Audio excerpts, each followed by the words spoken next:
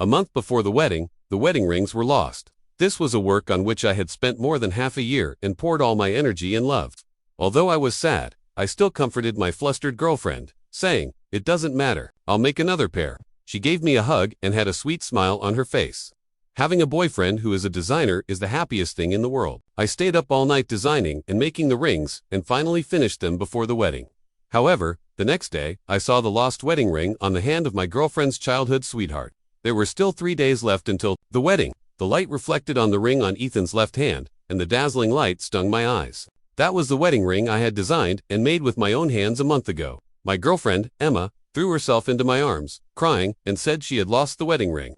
I was shocked and sad, but I couldn't bear to see my girlfriend's sad look, so I cheered myself up and comforted her. "It doesn't matter. There's still time. I'll make another pair." That's what I said.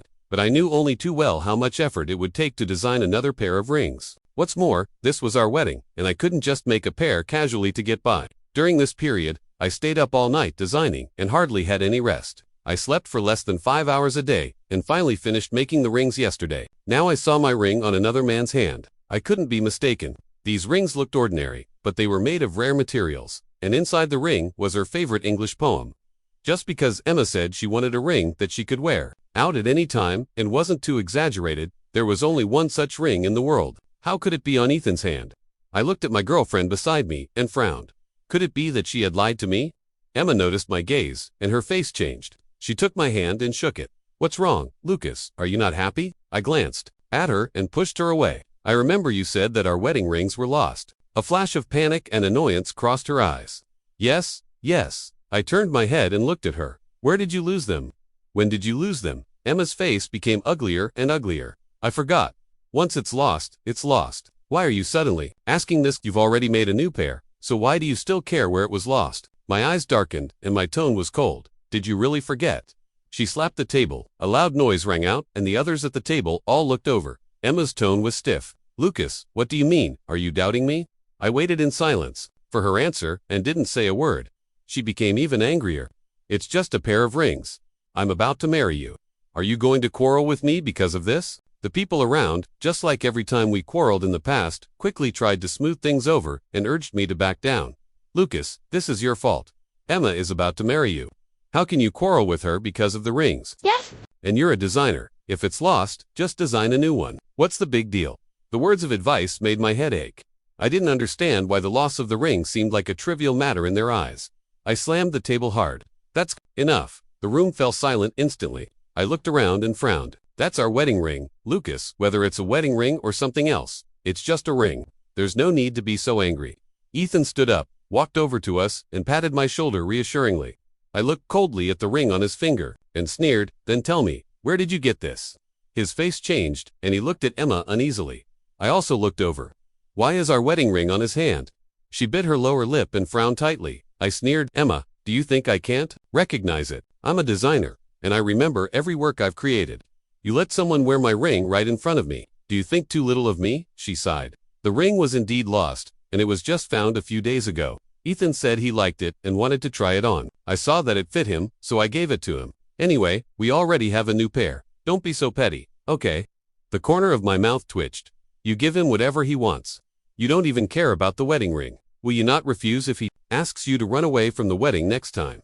Now that the truth was revealed, Emma became angry from embarrassment. "Stop being unreasonable. I've told you many times that we're just good friends. What kind of opposite-sex good friends would go on trips alone together, often stay overnight at each other's homes, and even give their wedding ring to him?"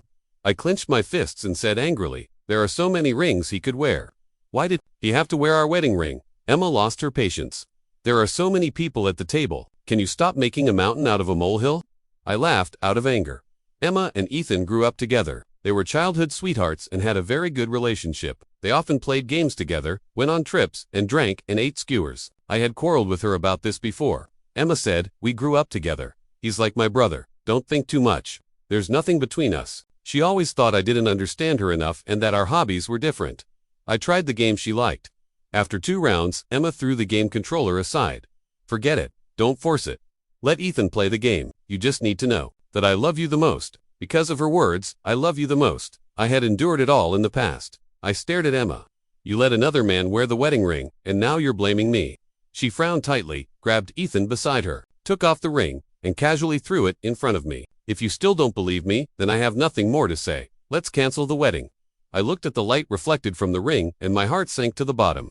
Her disdainful attitude hurt me deeply. Emma thought that when she said, she was ... have you permission to come in, she came over and wanted to take my slippers from the shoe cabinet for me. But I kicked the cabinet door shut with one foot, hitting her hand against the cabinet. Emma stopped her movement and looked at me, saying, I came here to wait for you first, since you didn't come back for a long time. I was bored here alone, so I called Ethan over to play games. I laughed out of anger. You trespassed on someone else's house, yet you still seem so confident. She frowned. Lucas, don't speak so harshly. It's been so long. You should have cooled down by now. Ethan stood up and walked over, putting on a forced smile. Lucas, I know you don't like me. I won't show up in front of you again in the future. But Emma is a good girl. You must take good care of her. I wish you happiness. Emma was so touched that she grabbed his hand and hugged his arm tightly. Ethan, I won't allow it. Our relationship, of more than 20 years, can't be broken off just because of such a small thing. Ethan sighed and affectionately ruffled her hair. It doesn't matter. The memories of these years are the most precious to me. She was so moved that she almost cried. I quickly interrupted them. Okay, you can go outside and act out your deep affection. I'm not interested. Don't get in my way here. Emma put away the tenderness she had just shown and looked at me impatiently. Lucas, don't you have a heart? Ethan has already said this, yet you're still so heartless. Ethan pretended to push her hand away. Forget it, Emma, let me go. You two should be together. Emma grabbed his hand firmly. No, you can't leave me. I closed my eyes, unable to bear it any longer. I'll say it one last time. You trespassed on a private residence illegally.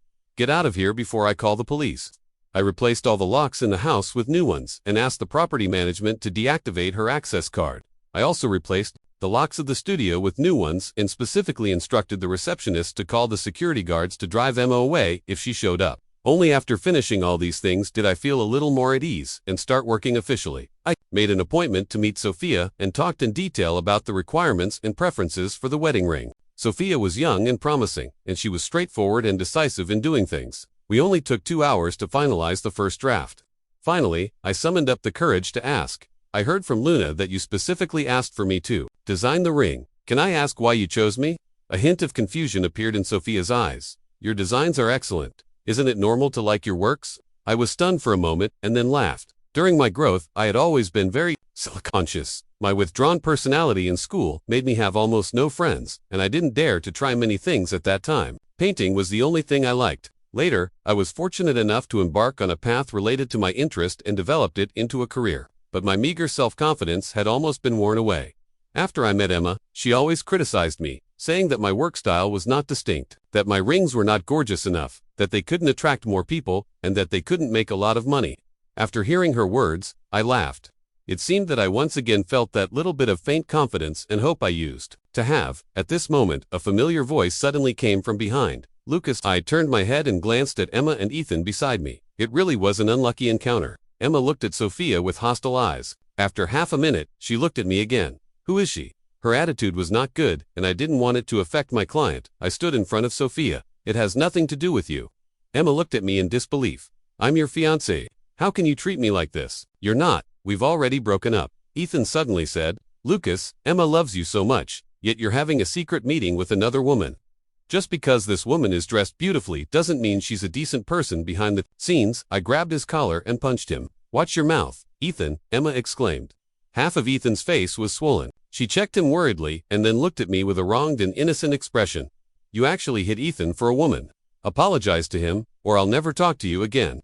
I turned around and left, ignoring Emma's calls behind me and not giving them another glance. Outside, I looked at Sophia apologetically. I'm really sorry, my personal affairs have affected you and made you laugh. Sophia shrugged. It's okay. It's just some unpleasant words. I've seen a lot of them. I still felt guilty.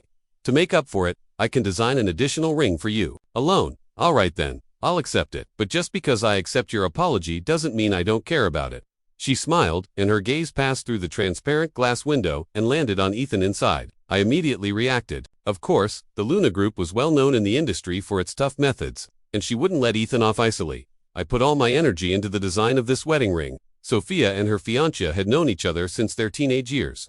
She had had a crush on him for many years. After graduating, they lost contact until they met again 3 years ago. Having shed their youthfulness, neither of them backed down anymore, and the secret love finally came true. This ring took time as the main element, and their English names were embedded in the inner ring. After sending the completed design to Sophia, both of them were very satisfied. Next came the selection of materials and the production. A few messages suddenly popped up in the group chat. "Congratulations, brother Ethan. You finally opened your own game console store. Remember to give me a discount when I go there someday." When Ethan said it before, I thought he was just talking. I didn't expect that in such a short time. He really opened it. Anyone who sees it, Ethan is amazing. After the group praised him for a long time, Ethan finally showed up. "Ethan, that's enough, and this store isn't all mine. Emma is my major shareholder. Without her, this store couldn't have been opened."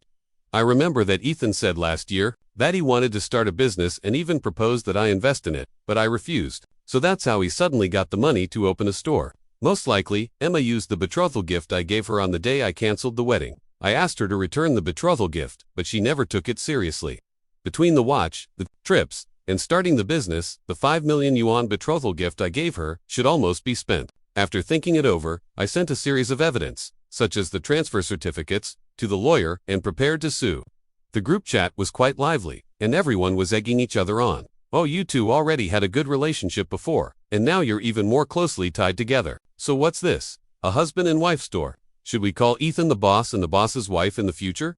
Hey, Lucas is still in the group chat. What are you talking about? Damn, I forgot." I felt nothing inside and exited the group chat expressionlessly. Before exiting the group, I saw Emma's reply. "Let's not make such jokes. I'm going to get married to Lucas soon, and this isn't appropriate on this day." While I was selecting materials, I received a call from my assistant. "Lucas, Miss Emma is here." My expression turned cold. "Didn't I tell you not to let her into the company?" I asked the security guards to drive her away. The assistant sighed and said helplessly, "Yes, but this Miss Emma is really hard to deal with. She's been lingering at the reception desk and won't leave. She's been making a scene. We can't just forcefully carry her away either. This would have a bad impact."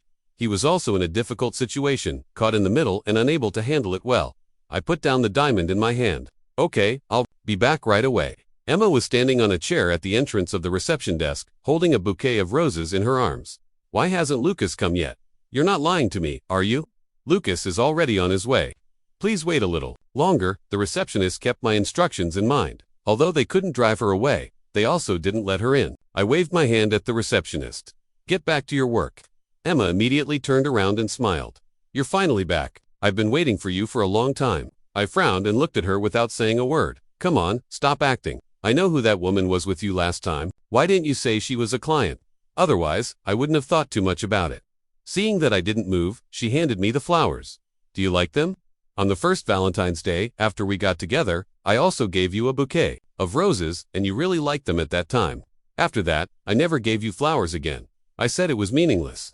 The flowers would wither in a few days, and it was just a waste of money. But on this year's Valentine's Day, I saw that she had ordered a bouquet of lilies. I thought sentimentally that it was for me and imagined how she would give them to me. But soon, I saw that bouquet of flowers in Ethan's moments." Emma's voice interrupted my thoughts. "I don't think that wedding dress we saw before was good enough. They've released a new style. Will you accompany me to try it on?" I gave her a cold glance. "Have you received the court summons yet?" Emma's face froze, and she started playing dumb. "I don't know what you're talking about. Let's stop arguing. Let's find some time to try on the wedding dress. Also, I don't really like that ceremony. How about we have a destination wedding?" I squinted my eyes slightly, and my expression was cold. "I've already canceled the wedding, as you said. What do you mean by this now?" She grabbed my arm and started acting coquettishly. I was really angry at that time. "You can't take angry words seriously, and you like me so much. I don't believe you're really willing to break up with me." I smiled lightly and pried her fingers off one by one. In the face of her shocked expression, I slowly uttered 2 words, "willing." A week later, the ring I made for Sophia was completed. The young couple was very satisfied with it and even invited me to their wedding. I expressed my congratulations to them. Sophia told me another piece of good news. Ethan's game console store was almost going out of business. Not long after he opened the store, Sophia opened 2 game console stores near his. The prices were set lower than his. There were more game styles, and the equipment was more advanced. Sophia also carried out a lot of publicity in the few days before the opening and set up discounts for the new stores. In just a few days, no one went to Ethan's game console store anymore. At first, he also followed suit and reduced the prices and increased the investment. But the Luna family had a huge business, and he couldn't afford to compete with them. Now he could hardly hold on anymore. Ethan borrowed money from Emma again, but the court's notice of the hearing also arrived. Sophia said that she could tell that the two of you didn't get along, and this should be considered good news. I replied, of course it is. Out of curiosity, I clicked into Ethan's moments. During this period, he was completely different from before. All he posted were complaints, sarcastic remarks, and emotional outbursts. Yesterday, he and Emma even had an argument in moments. Ethan posted a photo of the messy takeout boxes at home with a smiling expression. It's almost stinky. Emma, if you have time to take a photo, you might as well clean it up. Ethan, I just got back from the store. Do you know how tired I am? Emma, it's just a matter of doing it quickly. Ethan, you've been at home all day. Why don't you do it quickly? Emma, I have my own things to do at home. What do you mean by that, Ethan? I don't mean anything. I'm just not happy to come home from work and see the mess at home. Emma, didn't even have the nerve to say anything about you, and you're pushing your luck. How many customers do you get in your store in a day, and you're already complaining about being tired? When Lucas was that busy, he never asked me to do the housework. Ethan, Emma, don't go too far. When I saw her mention my name, I couldn't feel happy. I just felt ironic and numb. That night, Emma knocked on my door again. She stood outside the door with tears in her eyes and tried to throw herself at me as soon as the door opened. I frowned and pulled the door, blocking her way. Don't come any closer. Emma's tears fell, and she choked up as she called my name. Lucas, can you let me in? I blocked the doorway. I thought we would meet in court next time. Have you prepared the money? Her eyes instantly turned red. Is there nothing else we can talk about except money between us? How did we end up like this? You clearly used to be the most afraid of me crying. You said that my feelings were more important than anything else, but I'm not happy at all now. In the past, I gave her all my favoritism. I couldn't bear to see her sad. Every time she cried, I would do my best to coax her and agree to all her requests. But that was all in the past. After all, if favoritism is not reciprocated for too long, it will be taken back. I looked at the time. I still have something to do.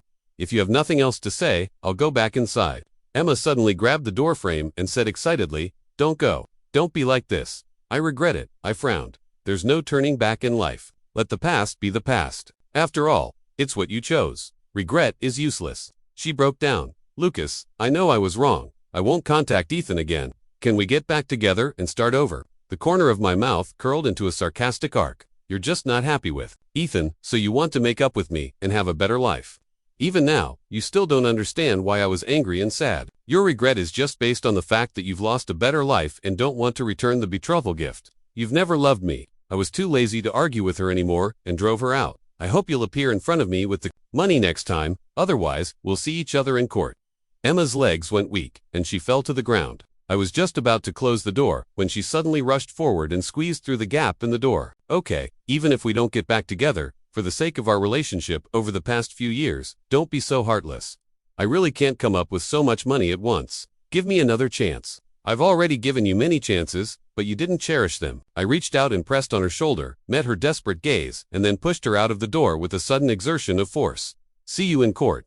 Emma and Ethan rented a house together recently. They often quarreled. The two people who used to talk about everything and had a great deal of tacit understanding now quarrel as soon as they meet, and they have even gradually started to dislike each other. Ethan's game console store business was getting worse and worse, and he might not even have a few customers in a day. He spent all day drinking in the store and completely lost the tenderness and patience he used to have towards her. Emma didn't know how she had made things turn out like this. She flipped through the photo album on her phone, which had a large number of photos of her and Ethan, while there were only a few of new photos of Lucas. The last time she took a photo with him could even be traced back to last year. Emma remembered that a friend once smiled and said that they didn't look like a couple. Emma said indifferently, It's so boring to be with him. I can't get interested. We don't have many common hobbies either. I think it's fine like this. At this moment, when she thought of this matter, she suddenly realized that she had already been losing him for a long time. It was only after she separated from Lucas that she understood how happy she had been in the past. All the time she squandered was actually supported by someone behind her. Just then, Emma received a phone call. The wedding photos they took last month had already been framed, and they asked her when she would come to pick them up. It seemed that the store owner had heard about their situation and asked cautiously, Do you still want them, or we can help you deal with them here? Emma quickly said, Yes, I'll find some time to come and pick them up. The time for the court session was getting closer and closer, and she became more and more restless. Emma felt that she needed to do something to make amends.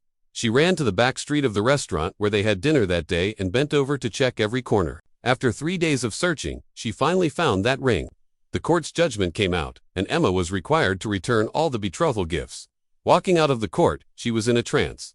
"I don't have that much money," Emma said. I responded, indifferently, "That's something you should think about." Her eyes turned red again. I turned around and was about to leave when Emma stepped forward quickly and grabbed my wrist. "Lucas, do you really not want to see me so much now?" I took a deep breath and turned my head. "Yes, I don't want to have any contact with you in the future." Tears streamed down her face uncontrollably. "But we were so in love before. Have you forgotten all those times in the past?" I pushed her hand away, took half a step back, and distanced myself from her. "As you said, that was in the past. From the moment you said you were canceling the wedding, the past no longer matters to me." Emma looked aggrieved. She took a ring out of her pocket. "You threw it so far that day. I searched for a long time before I found it."